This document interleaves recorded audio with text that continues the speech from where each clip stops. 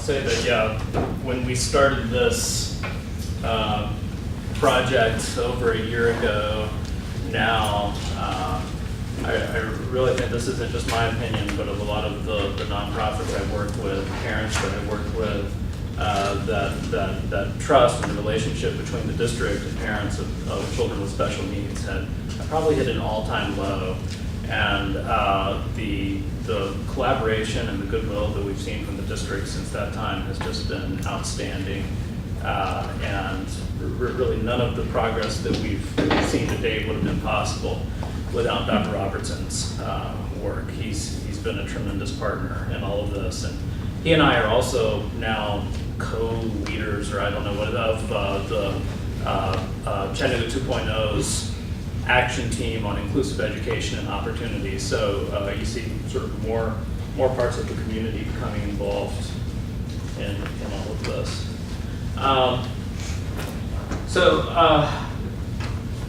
This is over 10 years old, so almost 4 years of research from IDEA. And experience has demonstrated the education of children with disabilities can be made more effective by having high expectations for such children and ensuring their access to the general education curriculum in the regular classroom to the maximum extent possible in order to meet the developmental goals and to the maximum extent possible the challenging expectations that have been established for all children, and be prepared to lead productive and independent adult lives to the maximum extent possible. And that sums up in a lot of ways what we're after in terms of school reform with respect to children with disabilities here in Hamilton County. About 6,000 HCDE students are the numbers we're talking about that qualify for exceptional services. And I did put an asterisk by that just to remind myself that those students, a lot of discussions lately have revolved around the I-zone schools and the opportunity zone. You're going to see those students significantly clustered in those schools where frequently kind of services are harder to get. And also in terms of some of the goals, the academic goals that the district is setting, those become statistically impossible to achieve without addressing academic and social goals for these children. Hamilton County, compared to other LEAs in Tennessee, has been characterized by extensive use of cluster sites, as Dr. Robertson mentioned at the board meeting. I think we saw that actually reflected in sort of the incredible cost, per pupil cost associated with busing in the community for children with disabilities compared to their typical peers. And also extensive use of self-contained classrooms where the emphasis tends, and children tend to be sort of moved into those tracks relatively early on in their academic careers, and there tends to be more of an emphasis on social skills and less of an emphasis on academic skills, limited access to the general education curriculum from a very early age. Some years this isn't true every year, but some years in the data and this is all sort of self-reported data that Hamilton County reports to the state. We see aberrant disciplinary practices, and that's the state's class term, where you see students with disabilities being suspended or expelled at rates that the state considers aberrant compared to their typical peers.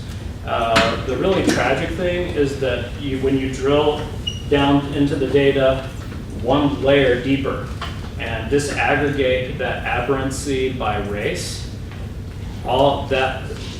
it's all being driven by the rates of expulsion and suspension of African American students with disabilities in the district. So, I mean, just think about that you have a minority of a minority that's being suspended or expelled at such a rate that it can pull that whole aggregate group into the aberrant range. And again, that's not every year, but some years you do see that aberrancy in the data. There's been a general trend, sort of a slight downward slope in levels of inclusion in Hamilton County in recent years, and that's in contrast to other places in the state and nationwide trends toward more inclusion. And in some, it's lumpy. In some disabilities, we're near the bottom of LEAs in the state when it comes to levels of inclusion, and Tennessee, as a state, is not necessarily seen as a model for inclusive best practices. So this was a problem that a lot of people were seeing in the county. And a year and a half ago, a number of parents, area nonprofits, and a lot of related professionals in the community came together, and we formed the Chattanooga Inclusive Education Working Group with the goal of bringing more evidence-based inclusion to the county. And this list is dated at this point. There are other groups that, other nonprofits that should be on there. Yeah. Okay.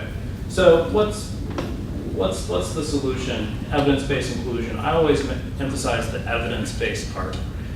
We shouldn't be talking about total inclusion. We shouldn't, which is illegal.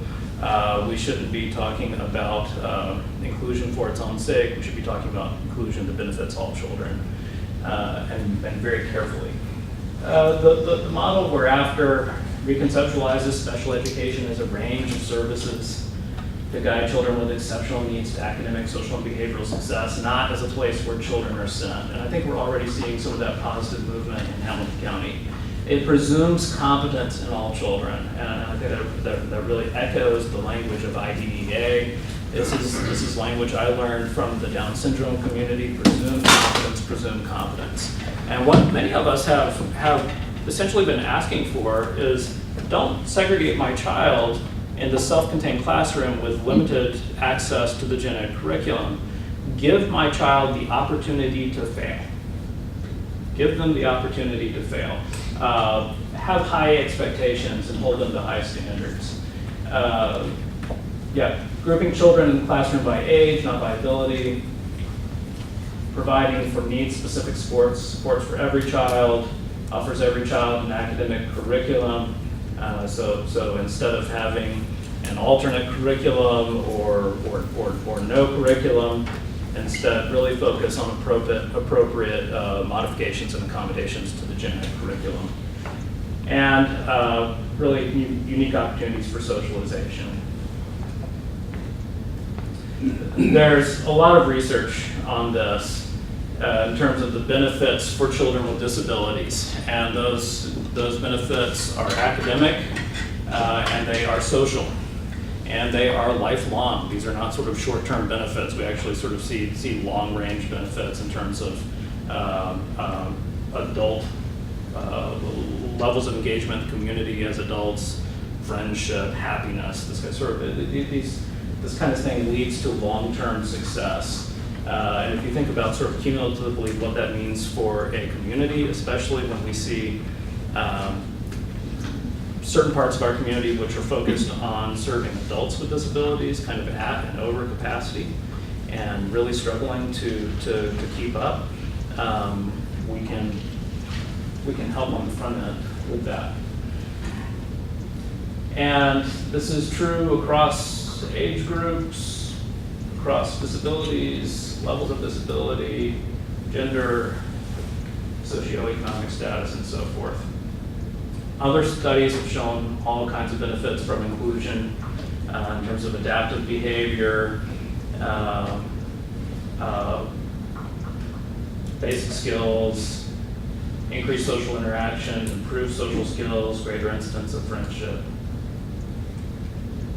And I want to emphasize this. There's no data to the contrary. I mean, people have looked and looked. There's no studies showing any academic benefit for students with intellectual or other developmental disabilities from a segregated education model. And also worth emphasis is a question we get frequently is what about, so if you're bringing children with disabilities into gen ed classrooms more and more. What does that do to instructional time and quality of instruction for their typically developing peers? And it's a legitimate question. It absolutely is. And it's one that's been studied at length. And again, the evidence is overwhelming in one direction, that it's good for typical peers, that that inclusion does not take away from instructional time, and you see academic gains in those typical peers in inclusive settings compared to non-inclusive settings, and you see social gains, all right? So, and this is something that's really important. I mean, what have we seen over and over again in the news for the past several years with respect to Hamilton County schools? It's, sadly, there's a lot of good news that doesn't get reported. That's the way the news works.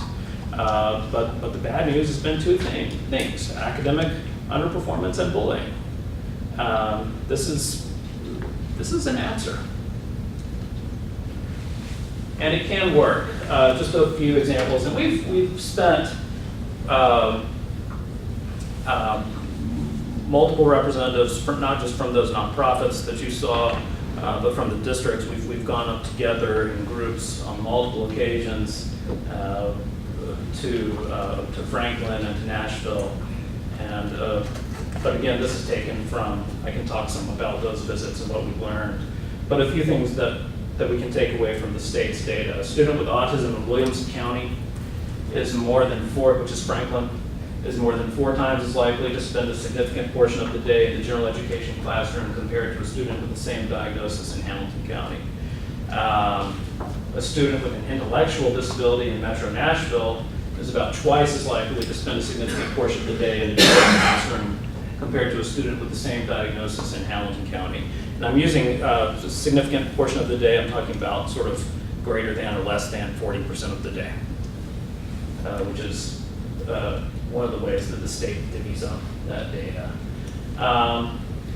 Since transitioning from a model that was very much like our own, it looked a lot like Hamilton County, Metro Nashville has cut its achievement gap in half. The academic achievement gap between students with and without disabilities was at its worst around 40% achievement gap, and now you're looking at a 20% achievement gap between students with and without disabilities in Metro Nashville. And don't miss the second part, while overall achievement continues to rise. Again, so keep in mind the benefits for typically developing peers. If we really want to improve public schools, inclusion is the answer. Careful inclusion is the answer. And I really remember a year or so ago when everybody was going on about student-based budgeting. I'm agnostic, okay? I don't have a dog in that fight. But a big report came out locally from a local organization. People that wrote that are not actually there anymore. But saying that student-based budgeting was going to be the panacea. It's going to be the silver bullet that fixes our schools. Which the long and short of it is giving principals more discretionary control over their own budget. That study was a classic, and they were looking at Metro Nashville public schools. And that study was a classic case of omitted variable bias, okay? Where student-based budgeting was the mechanism, one of many you could choose from. That was the mechanism that Metro Nashville public schools selected to enact, really in large part to enact their new model for inclusion, where they were rock bottom in the state. Far worse situation than Hamilton County is or has ever been in terms of levels of inclusion, and decided to do something about it. Student-based budgeting was a part of that solution. So that study sort of looked at before and after student-based budgeting and saw the academic gains that were taking place in Metro Nashville. Where's the causal mechanism there? How does giving principals this sort of discretionary control over their budgets, which the principals I've heard to say, oh no you don't, I'm busy. I don't want that. That's the district's job. There's no causal mechanism between student-based budgeting and academic gains. There is a causal mechanism between inclusion, which was taking place at the same time, as student-based budgeting was being enacted and those academic gains. So I think that was really the omitted variable from that study. In Williamson County, this is just crazy. I had to ask them to repeat this several times because I just didn't believe it. On standardized tests, students with disabilities score higher on average than all students statewide on average. Students with disabilities in Williamson County are scoring higher on standardized tests on average than all students statewide on average. And in Williamson County, all medically fragile students earn their home zone school. This isn't to say that that will always be the case, but I do think we need to sort of challenge maybe some of our assumptions about medically fragile students and what's possible. They have a very interesting sort of reciprocity agreement with students that have access to TennCare and to the TennCare system to make that not only possible but affordable for the district. The district isn't incurring a lot of extra cost in that. Yeah, and good things are already happening. This is what Dr. Robertson was discussing. There's sort of an initial deconstruction of cluster sites going on. We're starting to have those conversations. The rate of pre-K inclusion is just going through the roof. And in what were formerly the pre-K CDC classes, Margaret, what are those called now? It's not pre-K CDC. Developmental learning. Developmental classes. learning, yeah. So the but they're really not classes anymore. They're a place for service delivery. Yeah, yeah. Oh, I love that. So, and those are all at least 50-50 students with and without disabilities, I think. I mean, there is, because that's a question people have. Well, how inclusive is it really? And it is. The numbers are good there. We're replicating Hickson High's Ignite model. That's getting, and Charles Williams is here, who's, he and Angela Bausch created that model. Just, wonderful teacher-generated idea that's bringing students with disabilities at the high school level into the full range of academic coursework at Hickson High. It's not just the soft courses, it's incredible, shocking, the range of courses that those students are being given access to. And that's not just students coming out of CDC classes, we're talking about students coming out of DCC classes there. And now that's being replicated to other schools, which when we started this, I had the sort of sinking feeling that it was going to be years and years before any of this filtered up to the secondary level. And it was a great relief to see that it can start happening now, and it is. Co-teaching, bringing teacher training and co-teaching, that's already starting to happen. This co-teaching model, if you're familiar with it, of giving special ed and gen ed teachers sort of equal responsibility for the classroom. And Kim Wingate, other partners at UTC are really essential to what's going on there.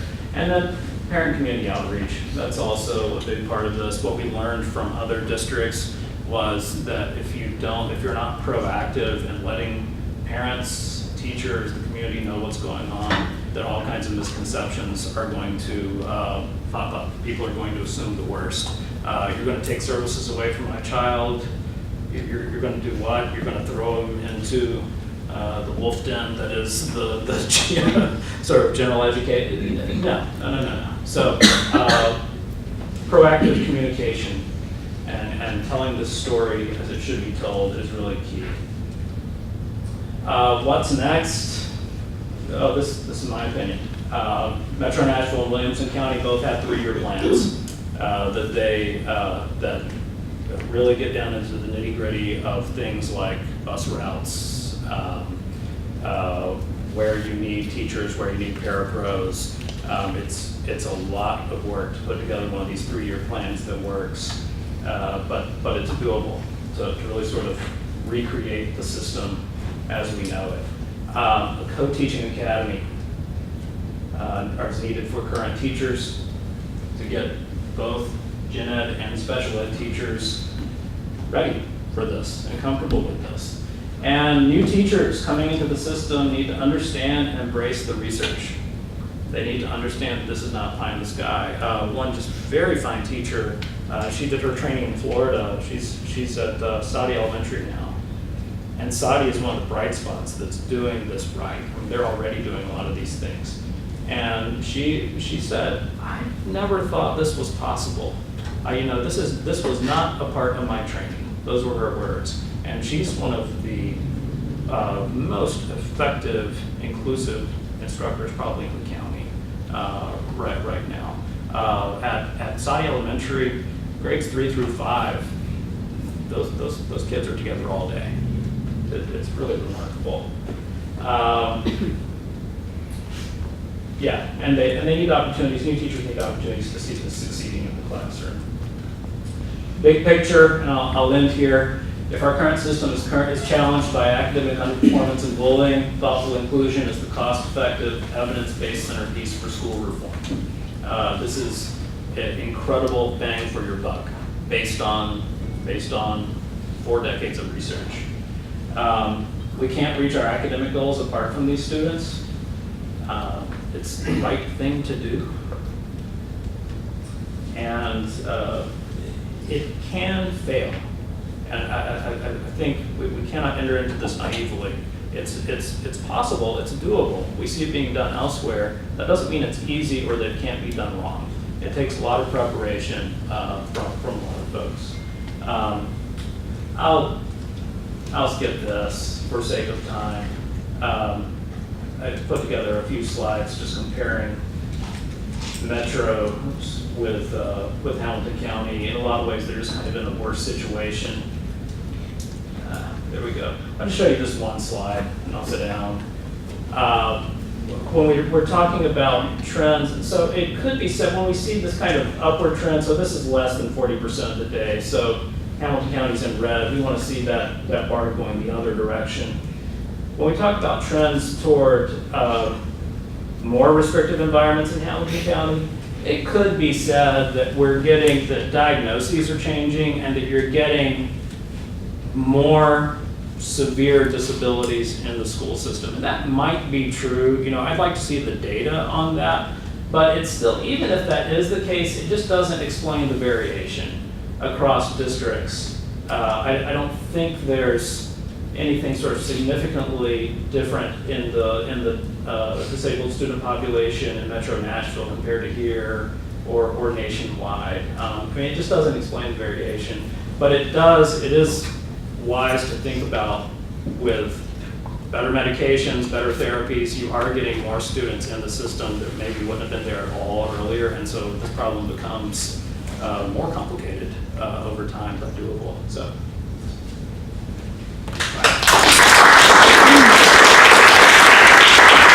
It's one of the most comprehensive and encouraging presentations on inclusion that I've ever heard in those many years. I appreciated the theme, the 3-word theme. Do you remember what it was? Evidence-based inclusion. Well, that's one. Evidence-based, yeah, that's evidence-based inclusion. That was one, but there was another one at the top of about 5 slides. It can work. And I really appreciate that. I know it can. All right, now this is a university campus, and you are on the campus, therefore you are allegedly maybe students, and students get assignments. And one of the routines that we practice at this learning lunch is 3 assignments. The first assignment involves a 3x5 card in front of you and a pencil. Before you can eat, your ticket to lunch is to write a simple question on that card. Whatever question comes to mind, it doesn't matter, there's no right answer. Whatever question comes to mind relative to what you've heard or what you've thought about involving inclusion. So just write whatever question you have up front about inclusion. First of all, let's go down the list there and introduce yourself and where you're from. Start at this end. Lisa Mathias with Lifeline. Margaret Abernathy, Sexual Ed Director for Hamilton County Schools. Angela Brown, TCC Educator. Dave Buck, Executive Director at Chattanooga Autism Center. I'm Charles Williams, Exceptional Education Teacher at Hickson High School. I'm Kim Wingate, TEP Coordinator at School of Education, UTC. And just so everybody doesn't get confused, this table has decided to rotate their responses, and they're sitting at the end. Yes. I'm first. Okay. Thank you. Appreciate your That's discussion. inclusion. What? That's inclusion. That's We're modeling. Oh, thank you. Okay. We will begin. Question number 1. How did your group respond to this question? Is it realistic to assume that every student, regardless of his or her learning challenge, should be in an inclusive learning environment? And we'll start at this end. Yes. There are some qualifiers based on definition of what we term inclusive learning environment. So we talked about early intervention. We talked about child find, the transition from early intervention into the school system, and things like that that really set up inclusive learning environments, understanding that that doesn't necessarily mean every child is in a general education classroom the entire portion of the day. It's individualized. Thank you.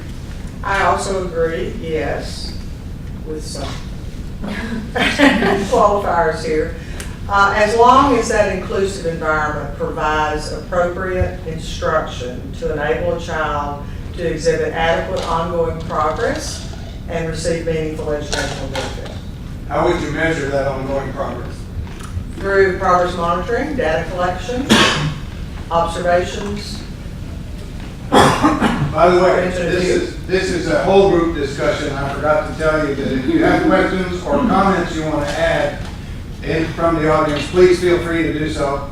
Go ahead. I guess the question, to what standard?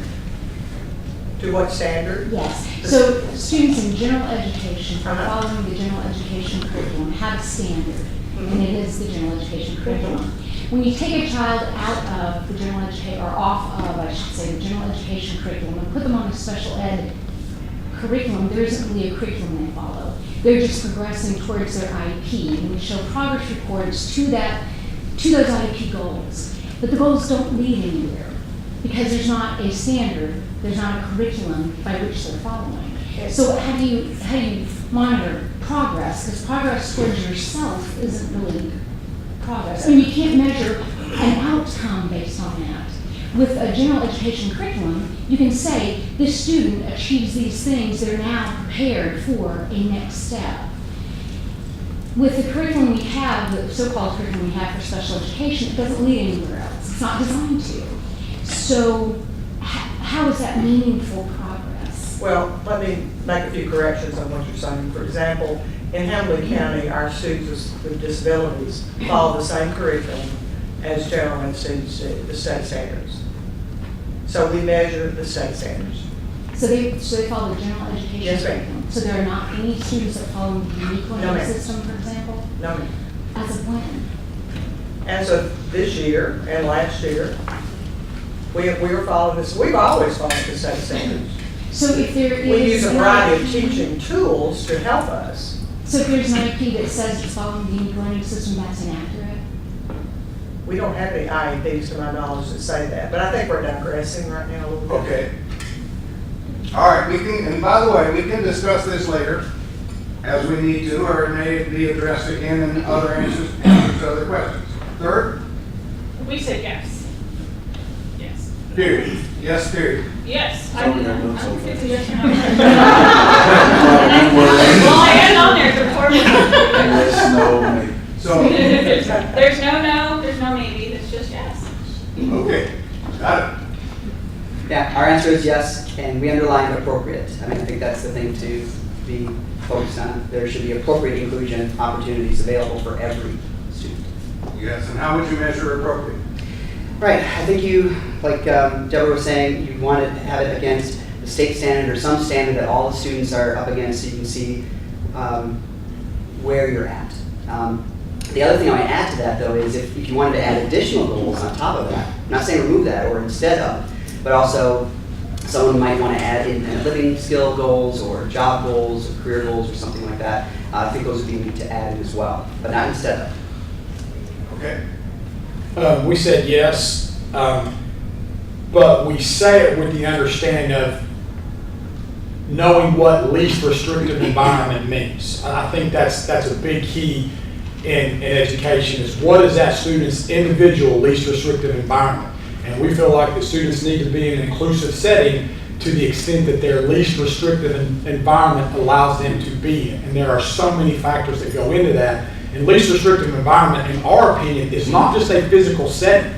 Least restrictive environment, is an all-compass of things, curriculum, all kinds of things. So, yes, we feel like students need to be inclusive, but to what extent would depend on their least restrictive environment as set forth in the IDEA. And that's a very powerful response because it harkens back to the definition of special education in federal law, which isn't defined, but it does give you the option of then saying this is the least restrictive environment. And we tell people at Hickson High School, we want to focus on that first word of the IEP. A lot of people, don't put the emphasis on that. It's an individual education plan, and that's going to be different for each student. It's a fluid movement. It's a fluid movement. Yes. Okay. We said yes, and then of course I'm coming at it, and my table brought it up first, not just because I teach at UTC, but we came at it as too, yes, they should, but it comes to our responsibility, meaning the higher ed, the teacher training programs, making sure that we are preparing our teacher candidates so when they become a new teacher or a veteran teacher, that they're prepared to provide an inclusive learning environment that's successful.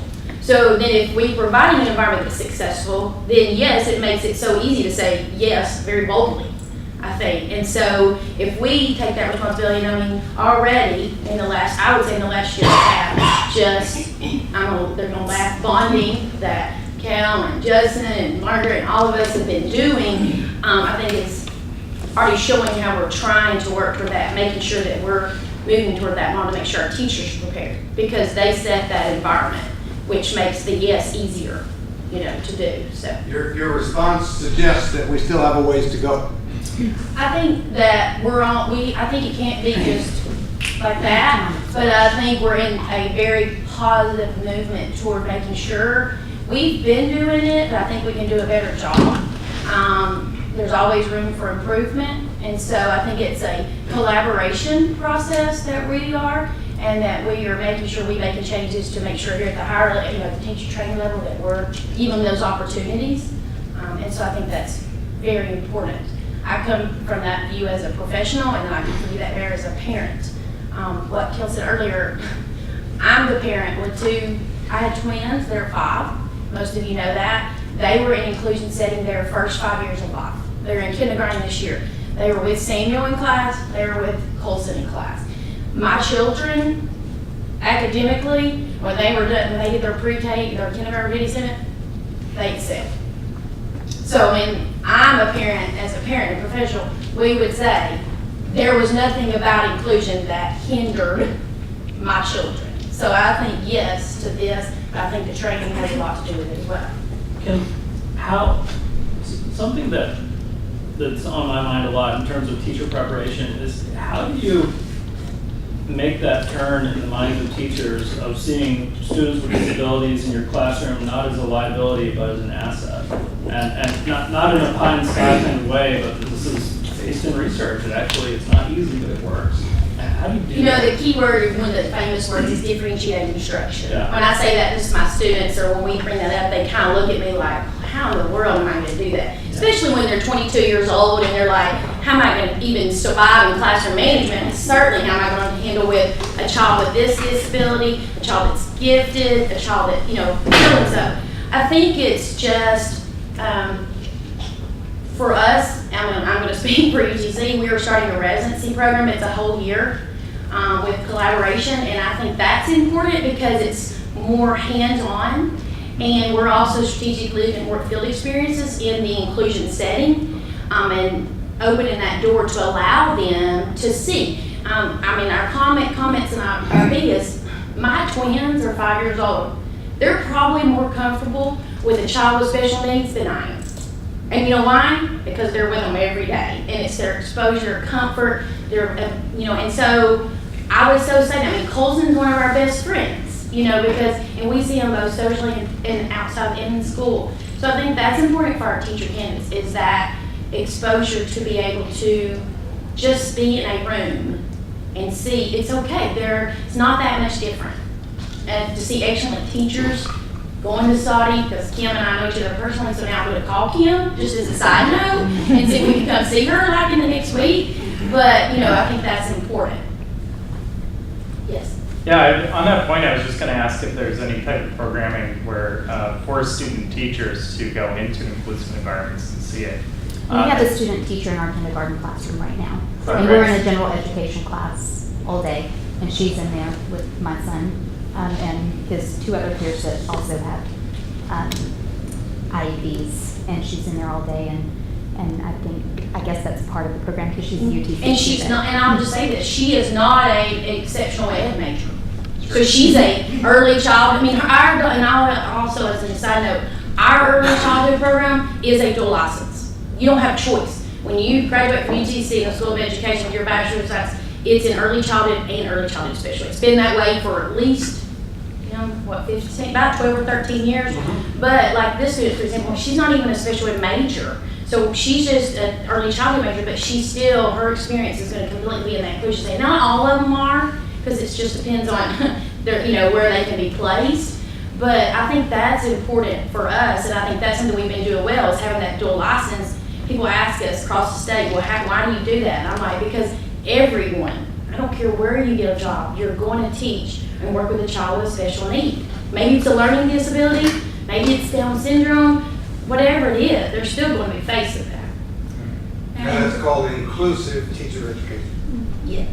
Mary Ann, I can't say that big fancy picture. I have a hard time too, don't I? But I do love it. I do love the term, and I think it just goes back to what we were talking about with best practice. And I think part of that, I don't think it's the young people coming in I think they have been exposed and they are global and they're used to global learning. And I think giving them the support and giving veteran teachers the support is a big key to it too. It's training and changing some mindset is a big key to it.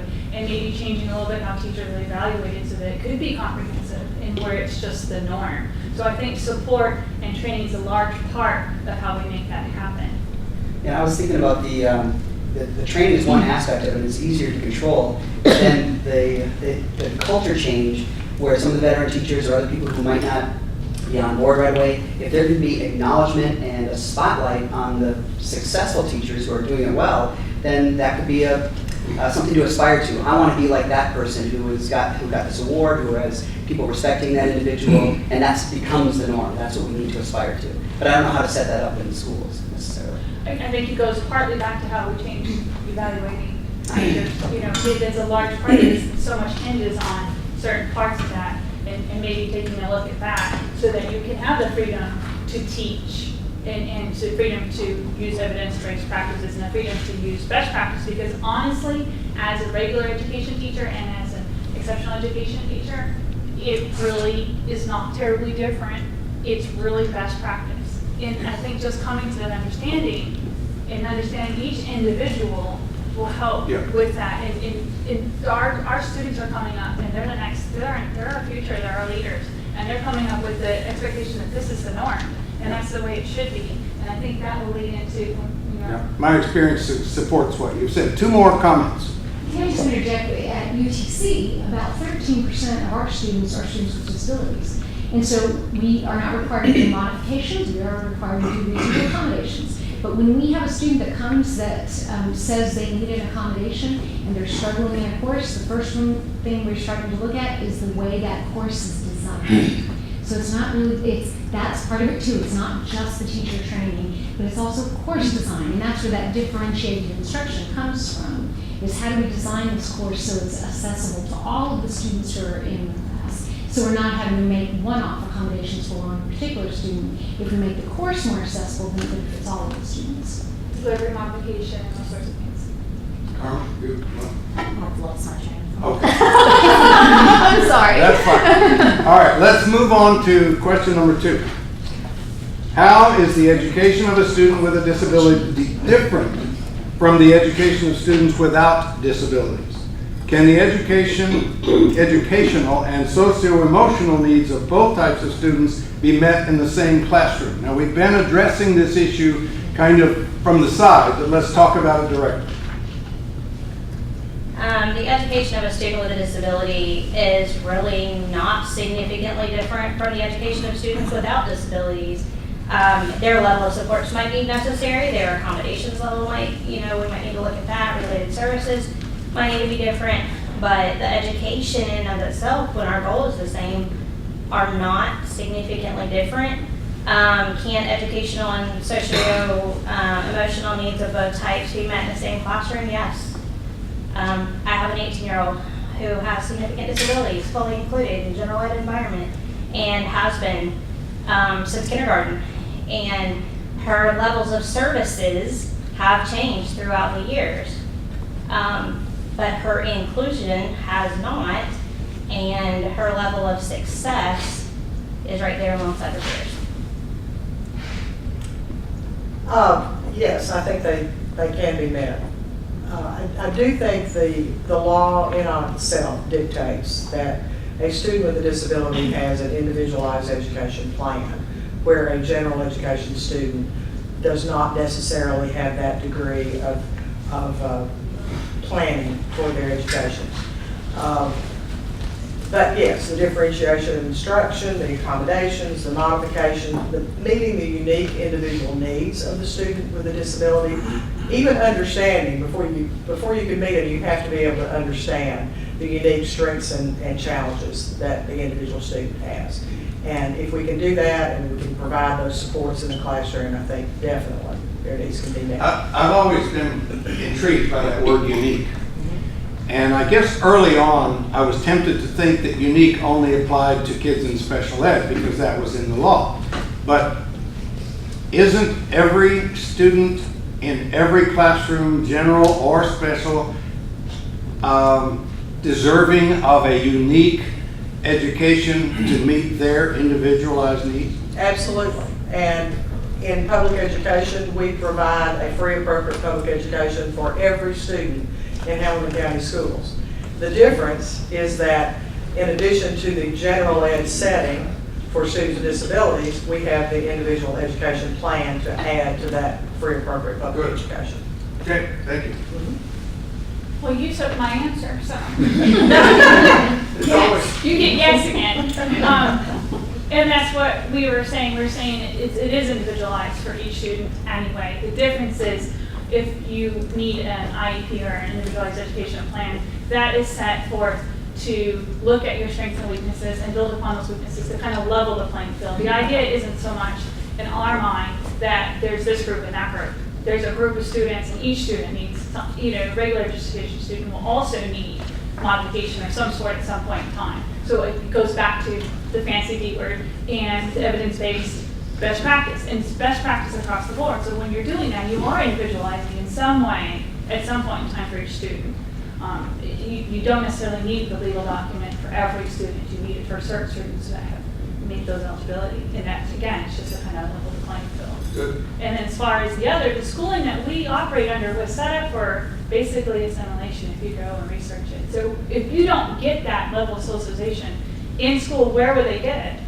Where would they of course it's yes, because that's part of our moral obligation, that's part of the obligation of public schooling is to meet those needs. So especially the social, absolutely. Boom. Yeah, what am I going to say now? I'll go the other way next time. No, I think there's another thing that we emphasized, the word we underlined was the word may. Delivery of curriculum may be different. So, and delivery, we talked about that. So the delivery might be changed, and it may be different for kids so with special needs. But what we can see is with the right early interventions, they might eventually be not have an IEP anymore. And plus, if the classes change structure a little bit more and are more accessible, then it's not individualized. So it might be different. But yes, the answer to that is yes. And then the next question, same thing. Yes, you will find children with and without disabilities thrive in classrooms together. We have so many examples of that. it's no longer anecdotal, it's the data are there. Our group said yes. We were talking about some things, you know, Angela and myself, we kind of have a little bit of edge on everybody because we're already doing this right now. I mean, we see it every day. I mean, right now, today, from 9:30 to 10:45, there was a biology class at Hickson High School that had almost every level of learning ability in that classroom that you would find, you know, in a high school, whether you're a exceptional education student or you were a general education student. So, well, they're all general education students, but some have different accommodations that need to be met. I was very fortunate as I was a regular ed teacher before I was a special ed teacher. So I've seen both ends of it. You know, I'm also a football coach. So, you know, you learn real quick that you have to change the way you do things sometimes and teach kids different sometimes because, you know, if you don't on Friday night, there's 1,500 people behind you letting you know what, letting you know what you need to be doing or what you don't need to be doing. So, you know, that helps you as a teacher to realize that, you know, every student's not going to learn the same. But as far as the behavioral and emotional needs go, you know, Angela hit on the best. You know, our students at Hickson High School, we say different is normal. I mean, that's what they know. That's what they go to every day. And we have 920 some odd students, depending on what day it is. 19% of students at Hickson High School have an IEP. So I mean, that you do the math, and that's a pretty big population. But it all comes down to them, and I'll talk about that, what we talked about in question 3. But yes, it can happen, and it does happen every day. And again, it comes down to the environment that's going on in the classroom, the type of instruction that's going on in the classroom, and the supports that are being used in the classroom. Thank you. I would say, we said yes and yes, and I can say ditto. We would say is the supports. I think the classroom, that environment, especially socially. I have a quick example, a pre-K teacher a while back, I was in her class and a little boy came in late, he was a little Hispanic. Little boy, he came in with his mom walked to the door, and a little boy, another African-American boy walked by and he goes, "Hola, my man." And he just kept on going, and I stood there and I was like, oh my God, that's awesome. Because that right there showed that teacher had made sure that classroom was socially accepted. Didn't matter your disability, didn't matter where you came from, didn't matter your ethnicity. It was so awesome. And both little boys were like, okay, good, let's go play. So it was just, to me, that was a model. And so that is who provides that atmosphere. That teacher helps set that atmosphere. Parents help with that atmosphere. Administrators help with that atmosphere. And it's that support. I think we have to give that support both for those teachers and for that process to happen. Do you think that we have a ways to go yet at all to get that level of awareness with all teachers and parents? I think we can. I mean, there's always room to improve. I think we're getting there. I think our teachers working really hard at it. I don't think a teacher goes in intentionally not wanting to do that at all. I just think sometimes, you know, we all need a little assistance in certain things, but I think they really have it down deep. They want to do that. Sometimes it's just a matter of how to kind of handle it. Comfort, support, you know, how does that work? I go to GC, I'm a sophomore. Hi.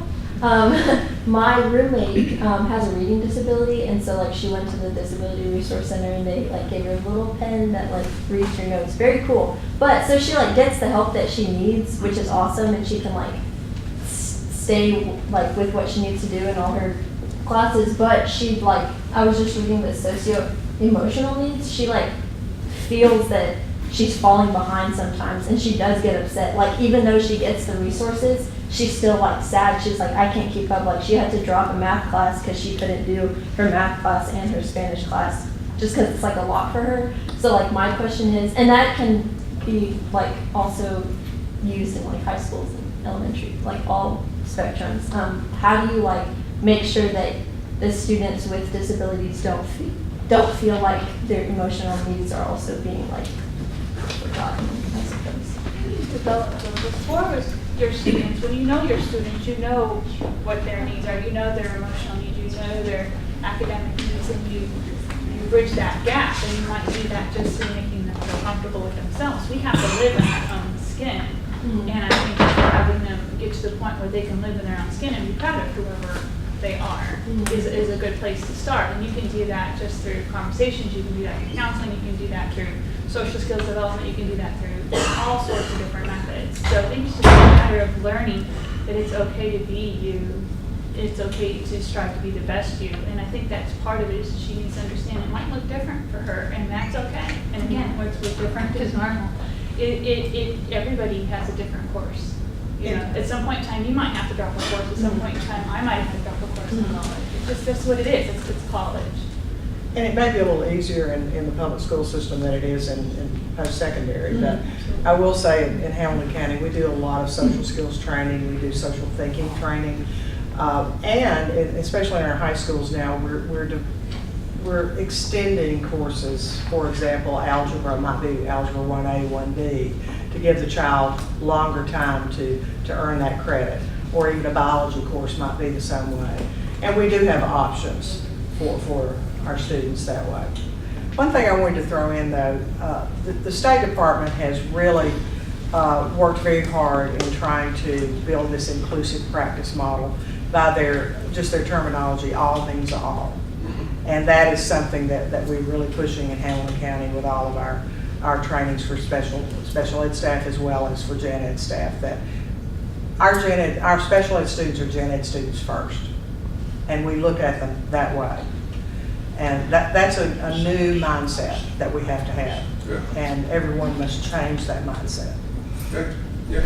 I just know, at Saudi Elementary, we've been inclusive for a long time, but this year the change we made was the self-contained kids start the day with gen ed. They used to have their own entrance and they ate breakfast together and then they'd be pushed out throughout the day.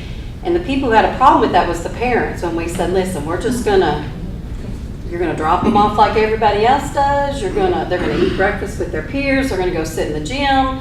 Now there's a few kids who are unable to do that and they have somebody that supports them and goes to their car. But I have seen a huge difference in those kids. They walk in with their head up, they're just excited, they're talking to their peers, they're just more involved. And now they're probably up to 80 or 90% of the day. But that's been exciting to watch their confidence build as they've kind of been exposed to all that. But you do point something out, that parents are often the biggest problem. Oh, they were scared, yeah. They're scared, they are, they're scared. My child's gonna be picked on because they've never been included. Or I'm afraid that my child's self-confidence will be dinged because they can't keep up with the other students. But I know like a fourth grade group, the students that are in there from our CDC program, they're not at the same academic level. But they did a project and they all worked together and that boy did the drums or something. He provided the music behind the scenes for the presentation. He was beaming, and they go to STEM class and they're doing things with their peers. So they've been included, but just the parents had a really hard time with us saying, okay, you're gonna drop them off like everybody else. We're not gonna walk them to their classroom. But they love it now, but at first, man, some of them were really upset, thinking like, hey, can't do that. They need support all the time. And a lot of them don't need that much support. So that's been very successful for us. So I think it's interesting to point out, just from a resources standpoint, I figured that question number 3 would get a lot of discussion around resources. What are barriers to making this happen? Hickson may be a little bit overstaffed, not really though. Yeah, you are.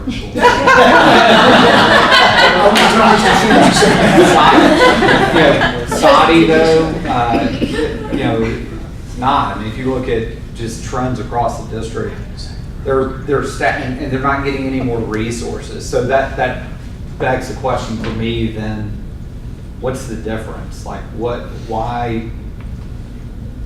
going on at Saudi that makes them decide to just a simple change of, hey, we're starting our day with everybody in a homeroom, right? That's not a resources issue. So I think that, one of the barriers, I'm taking over your meeting and trying to push this in a different direction. I apologize, but I think one of the hardest challenges that we talked about is just the variation across the county. And this is not just special ed issue; it's an issue for regular ed too. Is there's just a lot of when you get a county this big, there's a lot of variation. So what supports or what do we do? What do we put in place that takes those barriers? And it worked at Saudi, it worked at Hickson, and it's working in a number of other places, but I'm just interested to hear what people think about that. You want to respond to that? Yeah, I really do. Momentum takes you places you don't want to go sometimes. And one of the things school systems have traditionally done very, very poorly is marketing. You don't think of yourself as marketers. But when you want to change the way the school vision is for inclusion, you got to sell it, okay? And you got to sell it at a lot of different levels. First place you got to sell is principals. I mean, we know principals determine the culture of the school, right? And if the principal doesn't want to succeed, it ain't gonna happen. Second of all, you do it with teachers. Third is you do it with the principal, with the parents, because the parents have to buy into it. And just because the superintendent or the central office or a principal decides it's a good idea, you have not sold it to anybody. Okay? So you've really got to be proactive in doing that. The other thing is, I think we have an artificial mindset here of, oh, these 19% are special ed kids. Listen, I've had 4 children and 49 foster children. There is no such thing as an average child, okay? I mean, they all have deficits. They're all on some spectrum somewhere. It may not be the autism spectrum, it may be some other spectrum. They've got social anxieties, they got athletic incapacities, they got, whatever. Yet somehow we've decided, oh, these 19% need IEPs, and the other 81% don't. I'm sorry. In my opinion, every child needs an IEP. And I know the educators will say, well, that's just impossible. No, it's not. No, it's not. To do a really good job in education, you need to understand the child. Yes, if he's got learning disabilities or if he's a visual learner versus an auditory learner, you need to know all that. But you also need to know whether he's being beaten at home, whether he forgot to have breakfast, or he didn't eat all weekend, or all of the other challenges and barriers that our children have, and they're not considered special ed. But we've got to do a much more holistic view of understanding our children if we're going to truly meet their needs, and not just say, oh, we're going to have some MT meetings with these few kids and everything's going to be right. Yes, we do have to do this. And I think what we're talking about today is absolutely stunning. I think it's the right direction, but you've got to understand the school culture doesn't get you there very fast unless you really sell the heck out of it and continue to sell. I mean, it's the Coca-Cola theory of you got to tell them 10 times before they remember it. And just having somebody decree that it's going to be inclusive isn't going to work. It's got to be sold. And yes, it's got to be sold to the new teachers coming out of the system, and it's got to be sold to the old teachers that aren't going back to UTC to be retrained. It's got to be sold to a lot of levels. But, folks, this has to be sold because the momentum in this area has been going very wrong for a very long time. Very long time. I've been the first parenting experience I had was before I was married, taking Dan's kids home for a weekend, and I've been married for 44 years. So, I've been doing this for a while. Most of my foster kids were special ed kids. And let me tell you, even my birth kids needed IEPs. They didn't get them at school, but they got them at home. And, I think we've got this artificial thing of, if you have this designation, you're covered by 94, 142 or whatever, that somehow it's all different. It's not. They're all on a spectrum. Everybody's on a spectrum of some kind. I was not tall enough to play basketball. I wasn't big enough to play football. I was smart enough to get honors. But, there are things that everybody can't do, and there are ways to teach everybody differently. And I think, obviously, this is an area we need to look at very closely. But it's a holistic approach to every child that I think we need to be looking at. We have moved, if you didn't notice, to question 3. I just answered question 3. Thank you. Too cheap. That's all right. Have you answered for your table then, or? That was our answer. Oh, okay. Then we'll move down. We came up with several specific examples, but just, to put it all together, basically, we feel like that, the mindset needs to change. I think Kel's presentation hit it on the head where those 3 words you were talking about. I think that, and Angela and I, we've visited with several schools and different outside groups and over the last year and come across a lot of people that had come in to see what we were doing. And we hear these words more than what we should hear. We hear, we can't do it because of this. We need to focus on, we can do it because of this. And we feel like that is putting everything in a nutshell. That's the Some of the obstacles we brought up were parents of typical peers and some teachers might be reluctant. And so the solution to that, you use the term marketing, it's educating is a lot of the same thing. Although there's a different component to the marketing part. We said educate those parents, those teachers, before questions arise and the procedures change. You got to do this ahead of time to anticipate stuff. The marketing part of it though, that's, as you bring that up, there's got to be some ownership. And if some parents, or it's the teachers, or it's the principals, want this and demand it, well, then it's going to happen. And if it's something that they think is not being given to them and they want it, they'll go after it. So I don't know what you do first though. If parents see the schools trying to make this change, well, they can be skeptical and want to go against it. Or if the parents are demanding something and the teachers it needs to be everything together. I'm not sure how you do that. Well, that sounds like a Chattanooga 2.0 agenda. Yeah, it's getting both to do it at the same time, not against each other. And I would agree with what has been said and kind of go back to, he asked the question, what is the difference for Saudi? And the difference for Saudi is the one that's sitting there as an administrator. That's the difference. The difference for us is our administrator. I've never gone to a training where she said, all means some. She says all means all, and that's what it means. But then when it gets down to the support that we need at the level at the school, then we might need to focus on changing the mindset of some of the administrators and those sorts of things, because teachers will follow. They'll follow their leader, and their leader is their principal or their administrator. And I think that's the big difference. And so you can find a way. The funding, of course, will always be a problem. We need funding for more educators. We need funding for training. And all those things are important to bring about that change. But if you have the attitude, it can work, or it's past due, or this is what we're doing, this is how we can do it, work together, we'll get there together and sell it, then it'll happen.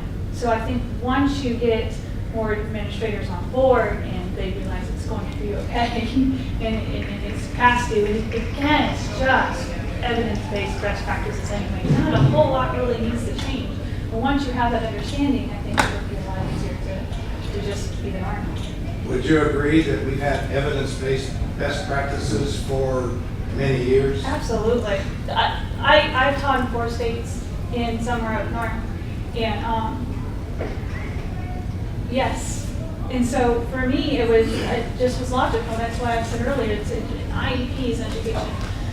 It's an education plan. It's an individualized education plan. It's a legal document for some students with a certain eligibility, but it isn't necessarily the difference. There is no difference. It's the leveling of the playing field, because each student has access to education. Each student deserves to go to school and be educated, and that happens through building rapport. That happens through meeting the needs of each and every student through individualized, differentiated. Yeah, and that again is just best practices. Best practices indicate that you just naturally do that, and it might be a skill you need to learn. It might be something that's innate in you, but it can be developed, and it can, it can be, what is that? Made better. Help me out. Improve. Yes, it can happen. It can work. So yes. So my answer is yes. Okay. I don't know what the question was, but yes. You did a great job. Well, first of all, let me say this. Everything I'm saying, I don't think any of these are barriers that cannot be overcome. I'm going to say that first of all. And I appreciate so much so what you said, because I think one of the most important things we have to do is to continue to build very positive, forceful, collaborative relationships with all of the stakeholders. And stakeholders, in my opinion, are not just the educators. They're the parents, they're the community members, they're the business partners, they're the politicians, whoever, the grandparents, the family members. Everybody's involved in the education of the students of Hamilton County. Secondly, and this is a personal opinion, I think Hamilton County has got to, maybe more so in my opinion, put an emphasis on education as being one of the key ways that we can overcome economic deficits in Hamilton County. Now, to a couple of other things specifically to the school system.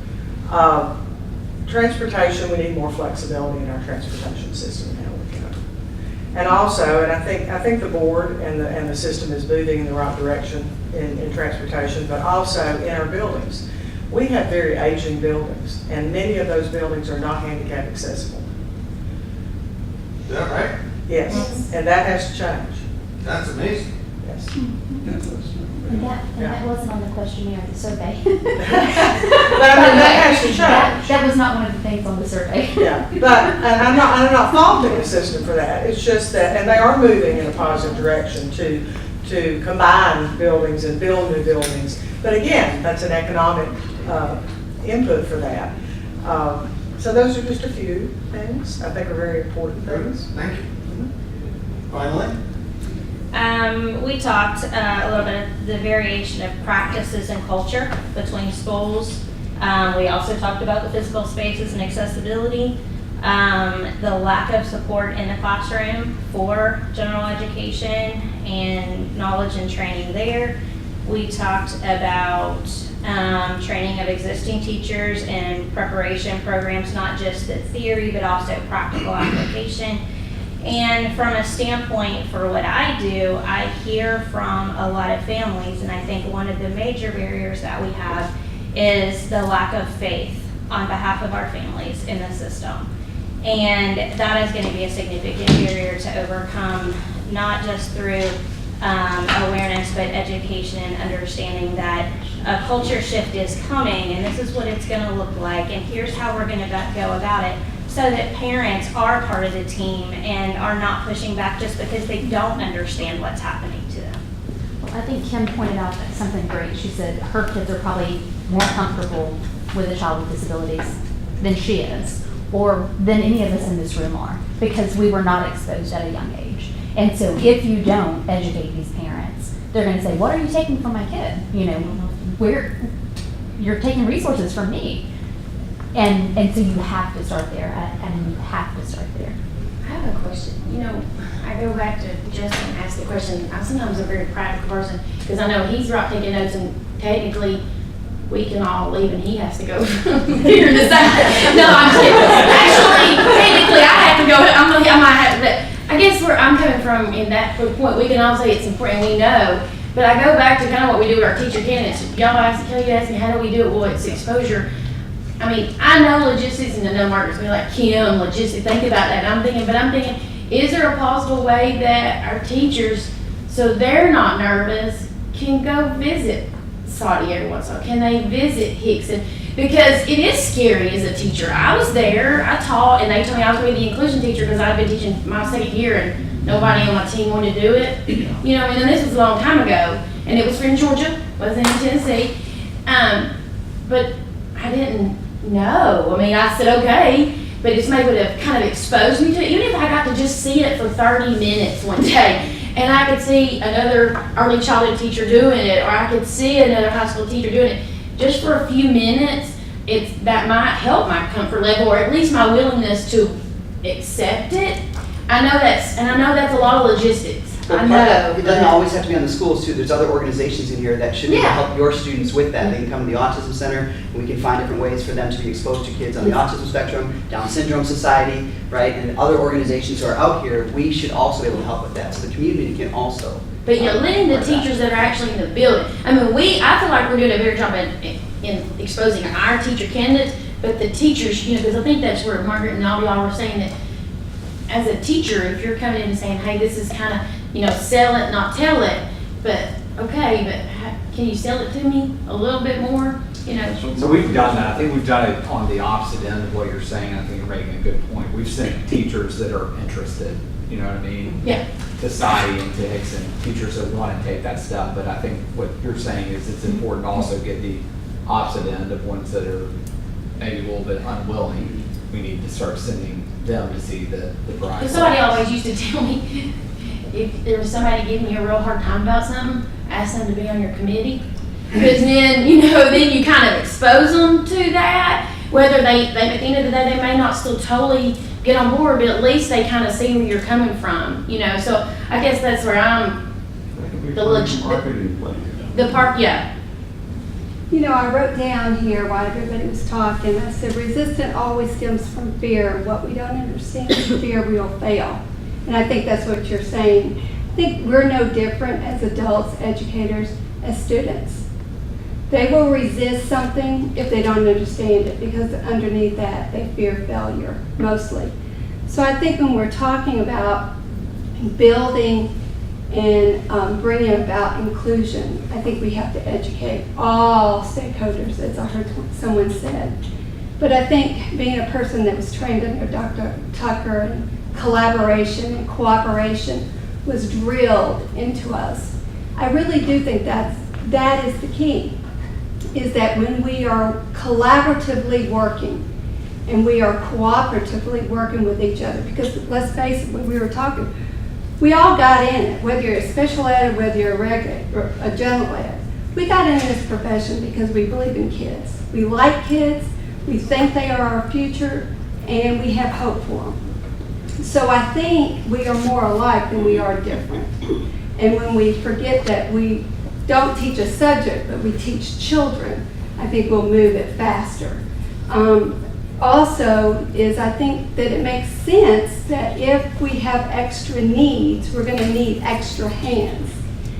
Otherwise, that general ed teacher says, I'm being evaluated, I heard somebody say here, evaluated over all these things, and when you think about differentiating all of these learners and their needs, it is overwhelming, especially when your job and your performance is determined by this random evaluation.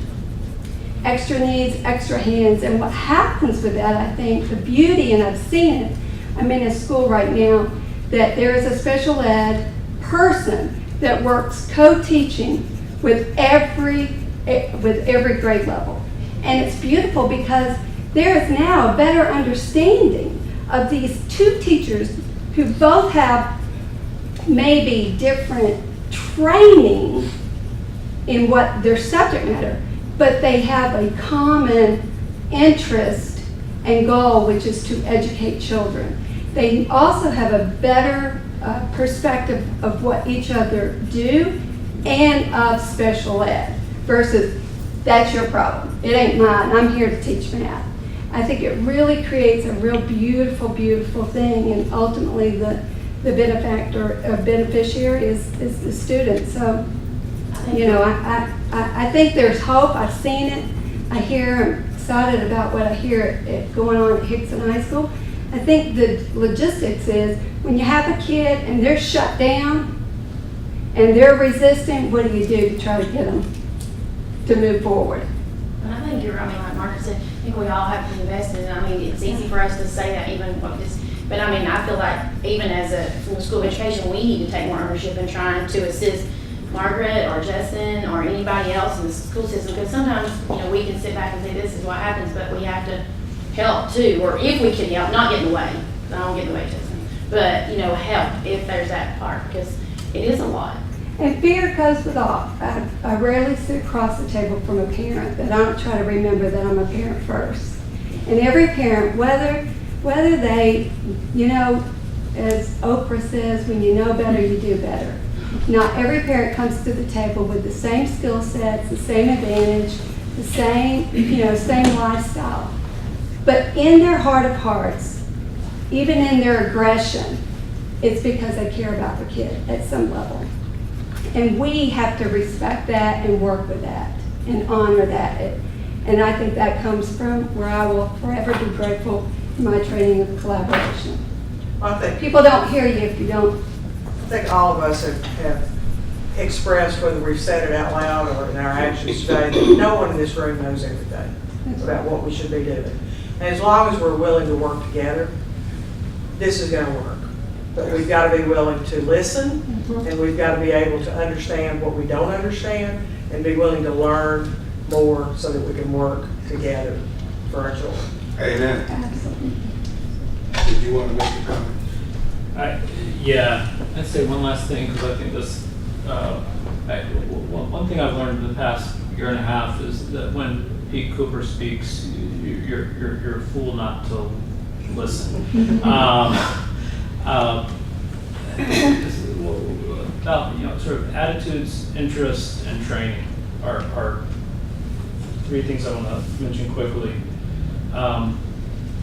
Anybody who's sat through professional development, if you don't believe in it, it's all for naught. It's just a waste of time. We can't expect sort of sit teachers down in PD without getting them invested in this project, understanding what we're doing. We've actually applied for a small grant, which I hope we're going to get, that's really designed, it's evidence-based empathy building around creating empathy among teachers and administrators for students and their with disabilities and their families, which I hope we're going to see come online in August. That will really sort of get that attitudes part, help get that in place. In terms of interest, I think building administrators, system administrators have got to say loud and clear over and over again to our teachers, having these children, these students in your classrooms is not going to negatively affect your evaluations. You're not going to get dinged on TBOS or anything else. This is not going to hurt your career. We can't ignore interest in this. And that's going to have to be a clear message from those in positions of authority in the system, building and system level. And then third, in terms of, and this I think UTC is going to be a huge partner in this, Williamson County runs, instead of thinking about PD as something that happens in August, Williamson County runs a co-teaching academy, a co-teaching academy year-round. And it's the model, Kim, that we've talked about before of train teachers and then they go out and train other teachers. But it's not the sort of one-off kind of thing. It's sort of constantly providing those opportunities for teachers to refresh and enhance their skills in effective co-teaching. So I hope that we can sort of do all of those things. Thank you. When I left government work the first time, I did so as a consultant, but my secret ambition was to travel the country as a consultant to find best practices. I was very fortunate to travel in some 40 states as a consultant. But I'll close my part of the program, this discussion, with the one classroom I observed, which taught me more than I had ever known. It was upstate New York. I had heard about this class that had this school that had three oppositionally defiant, disordered, labeled kids that were being included, more or less. I drove quite a distance to be able to observe these three kids. And I arrived, checked in at the desk, asked what class these kids would be in. They told me and how to get there. And I walked and I knocked on the door. And the teacher, in fact, it was a 5th grade class. It was being co-taught. And one of the teachers came to the door and I introduced myself. And they said, well, we've been expecting you. And I said, okay, I want to sit on the side of the room and observe these 3 students. And if you would point them out to me. And she said, you find them. Wow. So I sat in the edge of the side of the class and observed the class for the entire class period. And I made some notes, hoping that I was getting the right person or students.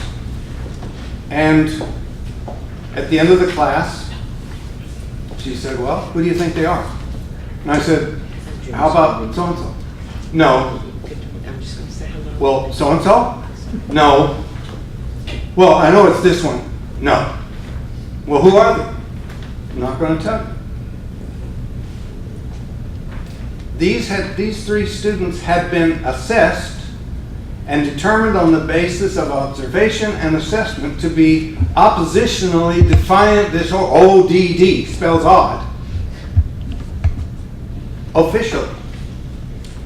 I've never been the same since.